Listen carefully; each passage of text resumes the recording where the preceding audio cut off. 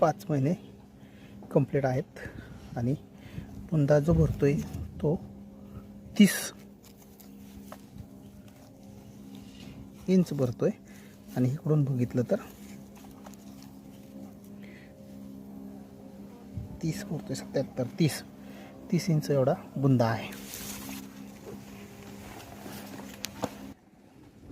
5 महिने पूर्ण झाल्यानंतर केळीचा बुंदा 31 इंच एवढा भरत आहे।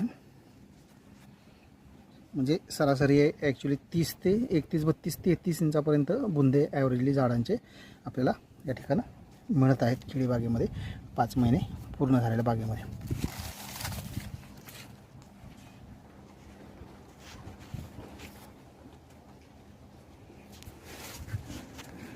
आत्ताचा जो सुरुवातीला स्प्रे घेतलेला आहे तो ॲक्च्युली करपा येऊ नये म्हणून हा स्प्रे आहे आणि ही जी कॅनोपी आहे ती अशी डेव्हलप आहे या बागेमधील।